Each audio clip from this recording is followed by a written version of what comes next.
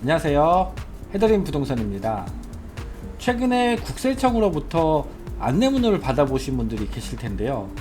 나는 1세대 1주택밖에 안 되는데 1세대 1주택이면서 월세 임대차 계약을 놓고 계신 분들은 9억이 넘을 경우에 이 월세에 대한 임대소득을 신고를 하셔야 됩니다.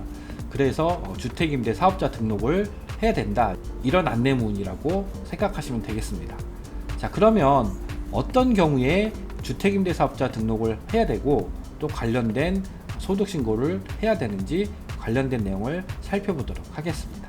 면세사업자에 대한 사업장 현황신고입니다. 이 면세사업자, 부가가치세가 면세되는 개인사업자를 이야기를 합니다. 일반 사업자와 구별이 되는데요. 일반 사업자는 이제 슈퍼를 생각하시면 되겠습니다.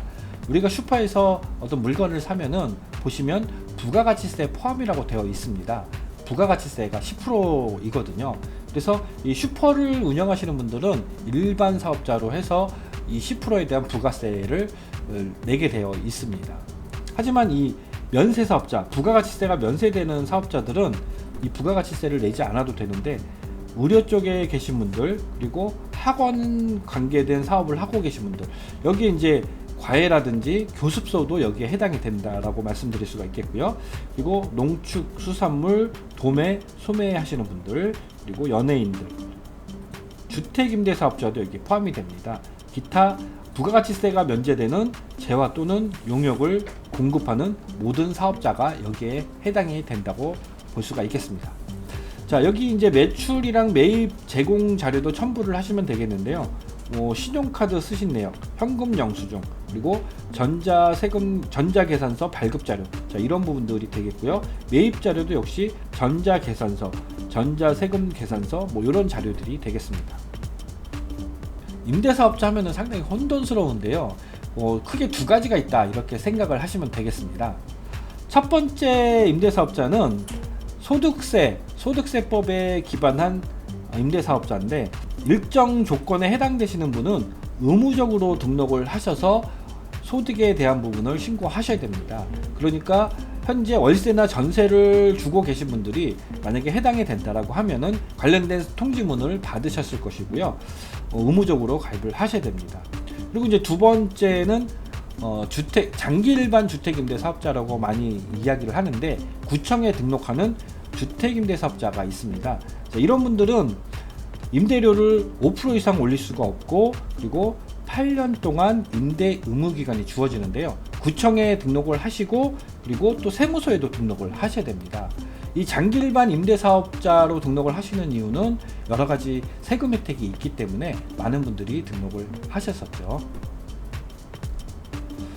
자, 좀 전에 말씀드린 부분들을 이 업종 분류, 이 코드 설명을 하면서 말씀드리면 보다 더 쉽게 이해가 가실 텐데요. 자, 세 분류를 보시면 다 부동산 임대업이죠. 부동산 임대업인데 코드가 이렇게 네 가지로 나눠져 있습니다. 세세 분류 쪽을 보시면은 주거용 건물 임대업인데 고가주택을 임대하였을 경우입니다. 고가주택은 9억 원을 초과하는 주택인데요. 오래전에는 이 9억 원이라고 하면은 정말 고가주택이라고 우리가 인정할 만큼 굉장히 귀했었죠.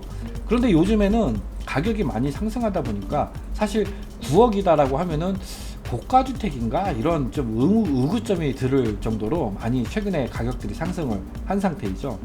그래서 이 고가주택을 임대하고 있을 경우에는 701101 코드로 등록을 하시고요. 그리고 그 9억 원 이하일 경우에 아파트, 공동주택, 다가구주택, 단독주택, 자, 이 경우에는 701102 코드로 등록을 하셔야 됩니다. 이 등록을 하실 때는 일반 사업자로 하지 마시고 영세사업자로 하셔야 됩니다. 일반 과세자는 10%의 부가가치세를 내는 사업자거든요. 그래서 면세사업자로 등록을 하셔야 됩니다. 일반 사업자로 등록을 하시면 이거 다시 취소했다가 다시 등록을 하시는데 좀 굉장히 복잡하더라고요. 꼭 기억을 해 두시기 바랍니다. 자, 그리고 이제 밑에 보시면은 장기 임대라는 말이 붙죠. 이 장기 임대라는 의미가 아까 말씀드린 구청에 장기 일반 임대사업자로 등록을 하시는 분들입니다. 자, 이런 분들은 구청에 등록을 하시고 세무서에 등록을 하실 때 701103 아니면 701104 코드로 등록을 하시면 되겠습니다. 자, 이 업종 분류로 살펴보니까 부동산 임대업인데도 코드별로 이런 차이가 있구나 쉽게 이해를 하실 수가 있을 것 같아요. 자, 그렇다면은 세금 신고는 누가 해야 되는 것일까? 상당히 궁금한데요. 자, 이 부분 설명을 드리겠습니다. 2주택을 갖고 계신데 월세를 주고 계시다라고 하면은 신고를 하셔야 됩니다. 그런데 이제 3주택 이상부터는 월세뿐만이 아니고 비소형주택 3채 이상을 보유하시면서 보증금 합계가 3억이 넘을 때는 전세 임대차를 놓으신 경우에도 세금 신고를 하셔야 됩니다. 그럼 전세를 어떻게 신고를 하셔야 되느냐? 간주 임대료라고 하거든요.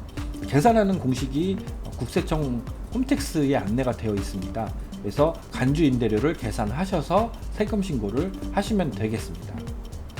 자, 이 소형주택은 주거 전용 면적이 40제곱미터 이하이면서 기준 시가가 2억 원 이하일 경우인데요. 이 경우에는 해당이 되지를 않습니다. 다시 한번 어떤 분들이 해당이 되는지 정리를 해보도록 하겠습니다. 과세 요건인데요. 1주택일 경우에는 원칙적으로 비과세인데요. 단 기준시가 9억 원 초과주택이면서 월세 임대차를 현재 놓고 계신다라고 하면은 비과세가 아니고 신고를 하셔야 됩니다. 9억이 넘을 때입니다. 그리고 2주택일 경우에는 역시 월세에 대해서 과세를 하고요. 그리고 1주택, 2주택은 보증금에 대해서는 비과세입니다. 자, 이 부분이 이제 전세 임대차 계약을 의미를 하겠죠. 그리고 3주택 이상부터는 월세뿐만이 아니고 보증금이 있는 전세 임대차도 모두 신고를 하셔야 되는데 이 보증금에 대해서 간주 임대료를 산정하셔서 신고를 하셔야 됩니다. 과세 방법은 2천만 원 이하일 경우에는 종합과세와 분리과세 중 선택을 하실 수가 있고 2천만 원 초과일 경우에는 종합과세를 하셔야 됩니다. 그러면 종합과세랑 분리과세랑 어떤 게 유리할까요? 이렇게 질문을 하시면 대부분 분리과세가 유리합니다. 만약에 10억이라고 했었을 때 10억에 대해서 세금을 산정하는 방식과 5억으로 나누어서 산정을 할 때 보통 누진세가 붙기 때문에 분리과세를 하는 경우에 훨씬 세금이 작은 경우들이 많습니다. 자, 다음은 신고 기한인데요. 그럼 언제 신고를 하는지 그걸 알아야 되겠죠. 매년 1월 1일부터 2월 10일까지 사업장 관할 세무소에 신고하시면 됩니다. 2월 11일이니까 얼마 남지 않았네요. 그래서 2월 10일까지 신고를 꼭 하셔야 되겠습니다. 그런데 이제 사업장 현황 신고에서 이제 유의하셔야 될 부분들이라고 되어 있는데 가산세가 0.5% 부과되는 대상이 있습니다. 모든 분들한테 해당이 되는 게 아니고 의료업이나 수의업, 약사, 자, 이쪽에 관련된 업을 하시는 분들 중에서 신고하지 않은 수익 금액 또는 적게 신고했을 경우에 해당이 되십니다. 그리고 밑에도 참고를 하시면 되겠습니다. 그리고 또 중요한 사항이 하나 있는데 2019년 12월 31일 이전에 임대사업자로 등록하신 분들은 2020년 1월 21일까지 사업자 등록을 하셔야 되는데 만약에 이 사업자 등록을 하지 않으셨다라고 하면은 0.2%의 가산세가 부과된다고 합니다. 자, 오늘 제가 준비한 자료는 여기까지고요. 저는 또 다음에 찾아뵙도록 하겠습니다. 고맙습니다.